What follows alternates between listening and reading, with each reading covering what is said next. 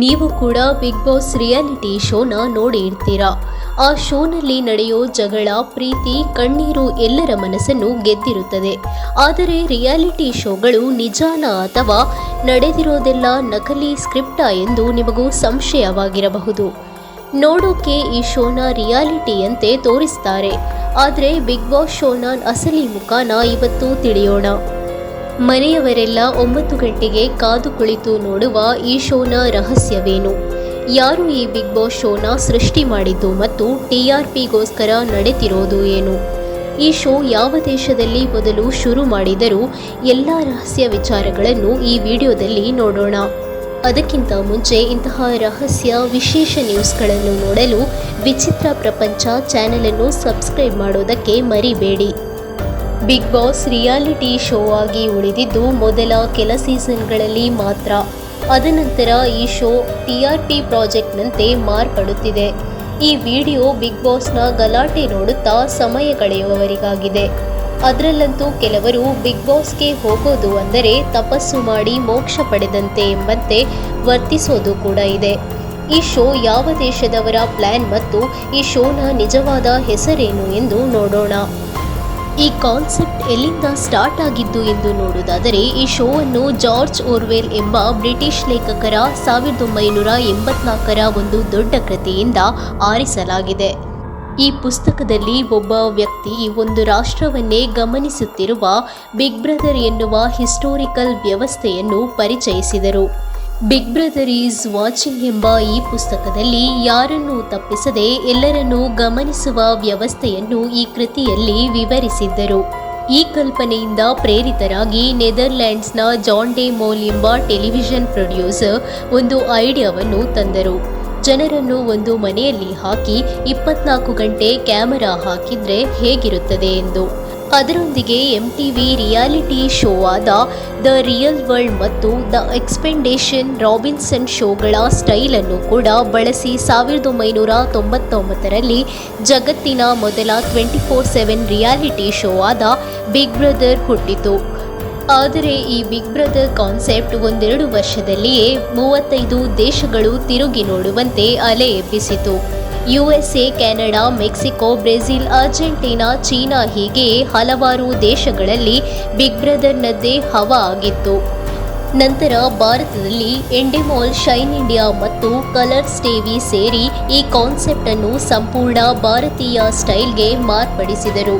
ಹಾಗೆ 2006ರಲ್ಲಿ ಭಾರತೀಯ ಶೈಲಿಯಲ್ಲಿ ಹುಟ್ಟಿದ ಶೋವೇ ಬಿಗ್ ಬಾಸ್ ಇಂಡಿಯಾ ಸೀಸನ್ 1. ಇದು ಬಿಗ್ ಬ್ರದರ್ ಶೋನ ಆಫಿಷಿಯಲ್ ಇಂಡಿಯನ್ ರೀಮೇಕ್ ಆಗಿತ್ತು. ಆದರೆ ಮೊದಲ ಸೀಸನ್ ಅಷ್ಟೊಂದು ಹೆಸರುವಾಸಿಯಾಗಿಲ್ಲ. ಆದರೂ ಮೇಕರ್ ಶೋನ ಫೌಂಡೇಶನ್ ಅನ್ನು ಬದಲಾಯಿಸಲಿಲ್ಲ. ಶಿಲ್ಪಾ ಶೆಟ್ಟಿ, ಅಮಿತಾಬ್ ಬಚ್ಚನ್ ರವರನ್ನು ಹೋಸ್ಟ್ ಆಗಿ ಹಾಕಿದರೂ ಹೆಚ್ಚು ಪ್ರಸಿದ್ಧಿಯೇ ಪಡೆಯಲಿಲ್ಲ. ನಂತರ ಗೇಮ್ ಚೇಂಜ್ ಆಗಿದ್ದೇ ಸಲ್ಮಾನ್ ಖಾನ್ ಹೋಸ್ಟ್ ಆಗಿ 2010ರಲ್ಲಿ ಎಂಟ್ರಿ ಆದ ನಂತರ. ಇದರ ಸಕ್ಸಸ್ನ ನಂತರ ಈ ಶೋವನ್ನು ಇತರ ಭಾಷೆಗಳಾದ ಕನ್ನಡ, ಬೆಂಗಾಲಿ, ತಮಿಳು, ತೆಲುಗು, ಮರಾಠಿ, ಮಲಯಾಳಂ ಎಲ್ಲ ಭಾಷೆಗಳಿಗೂ ಸ್ಪ್ರೆಡ್ ಮಾಡಲಾಯಿತು. ಆದರೆ ಬಿಗ್ ಬಾಸ್ ಶುರುವಾಗಿದ್ದು 2006ರಲ್ಲಿ ಅಲ್ಲ. ಬಿಗ್ ಬಾಸ್ ಅಥವಾ ಇತರ ರಿಯಾಲಿಟಿ ಶೋಗಳು ನಡೆಯುವುದು ತಪ್ಪೆಂದಲ್ಲ. ಆದರೆ ಈ ಶೋಗಳು ಸಮಾಜಕ್ಕೆ ಯಾವ ಸಂದೇಶ ನೀಡುತ್ತಿದೆ, ವೀಕ್ಷಕರು ಭವಿಷ್ಯಕ್ಕಾಗಿ ಇದರಿಂದ ಏನು ಕನ್ಸ್ಯೂಮ್ ಮಾಡುತ್ತಿದ್ದಾರೆ ಎಂಬುದು ಅಗತ್ಯವಾಗಿದೆ. ಗೆಲ್ಲುವವರು ಕ್ಯಾಮೆರಾದ ಮುಂದೆ ಇರುವವರಲ್ಲ, ತನ್ನ ಮೇಲೆ ಕಂಟ್ರೋಲ್ ಇಟ್ಟುಕೊಂಡವರು ಮಾತ್ರ. ಬಿಗ್ ಬಾಸ್ ಶುರು ಆಯಿತು ಅಂದರೆ ಭಾರತದ ಇತರ ರಿಯಾಲಿಟಿ ಶೋಗಳು TRP ವಿಚಾರದಲ್ಲಿ ಮೂಲೆ ಸೇರಿವೆ. ಯಾವ ತಂತ್ರಗಳಿಂದ ಈ ಬಿಗ್ ಬಾಸ್ ಇಷ್ಟು ಖ್ಯಾತಿಯಾಗಿದೆ ಎಂದು ನೋಡೋಣ. ಈ ಎಲ್ಲ ಸೆಟಪ್ ಕೋಟಿ ರೂಪಾಯಿಗಳ ಗೇಮ್ ಆಗಿದೆ. ಹಾಗಾದರೆ ಬಿಗ್ ಬಾಸ್ನ ಗೌಪ್ಯ ಸತ್ಯ ಏನೆಂದು ನೋಡೋಣ. ನೀವು ಟಿವಿಯಲ್ಲಿ ನೋಡುವ ಜಗಳಗಳು 100% ನಿಜ ಅಂತ ಅಂದುಕೊಂಡಿದ್ದರೆ ಈ ವಿಡಿಯೋನ ಪೂರ್ತಿ ನೋಡಿ. ಡೈಲಿ ಜೀವನದ 24 ಗಂಟೆ ಶೂಟ್ ಮಾಡಿದ ವಿಡಿಯೋದಲ್ಲಿ ಸಾಧಾರಣ ಜೀವನದ ಮಾತುಗಳು TRP ನೀಡಲ್ಲ. ಅದಕ್ಕೆ ಜಗಳ, ಚುಟುಕು, ಅವಮಾನಗಳೇ TRPಗೆ ಹೈಲೈಟ್ ಆಗುತ್ತೆ. ನಿಮಗೂ ಅನಿಸಿರಲ್ವಾ, ಪ್ರತಿ ಸೀಸನ್ನಲ್ಲೂ ಒಂದು ಜೋಡಿಯನ್ನು ಬಿಗ್ ಬಾಸ್ ಮಾಡಿರುತ್ತದೆ. ಯಾಕಂದ್ರೆ ಅದು ಗ್ಯಾರಂಟಿ TRP ಫಾರ್ಮುಲಾವಾಗಿದೆ. ಇದರಲ್ಲಿ ಟಾಸ್ಕ್ ನೀಡಿ ಜಗಳವಾಡುವಂತೆ, ಅವಮಾನ ಮತ್ತು ಕೆಟ್ಟ ಪದಗಳನ್ನು ಬಳಸುವಂತೆ ಕೆಣಕಿ TRP ಪಡೆಯುವುದೇ ರಿಯಾಲಿಟಿ ಶೋಗಳಾಗಿ ಹೋಗಿದೆ. ಈ ಶೋಗಳಿಂದ ನೆಗೆಟಿವ್ ಇಮೇಜ್ ಪಡೆದವರಿಗೆ ಇಂಡಸ್ಟ್ರಿಯಲ್ಲಿ ಆಫರ್ಸ್ ಕಡಿಮೆಯಾಗಿ ಕೆರಿಯರ್ಗೆ ಎಫೆಕ್ಟ್ ಆಗಿರೋದಿದೆ. ಇದರಿಂದ ವಿನ್ ಆದರೆ ಪ್ರಸಿದ್ಧಿ ಬರುತ್ತೆ, ಹೌದು. ಆದರೆ ನೆಗೆಟಿವ್ ಇಮೇಜ್ ಜನರ ಕಣ್ಣಿನಲ್ಲಿ ಚಿತ್ರಣವಾದರೆ ಅವರ ವ್ಯಕ್ತಿತ್ವ ಮತ್ತು ವೃತ್ತಿ ಜೀವನಕ್ಕೆ ತುಂಬ ಎಫೆಕ್ಟ್ ಕೂಡ ಆಗಲಿದೆ. ನೀವು ವೋಟಿಂಗ್ ಸಮಯದಲ್ಲೂ ಕೂಡ ಈ ಮಿತ್ತನ್ನು ಗಮನಿಸಿರುತ್ತೀರಾ. ಇದರಲ್ಲಿ ಹೆಚ್ಚಾಗಿ TRP ಪಡೆದವರು, ಫ್ಯಾಂಡಮ್ ಇದ್ದವರು ಔಟ್ ಆಗಿರುತ್ತಾರೆ.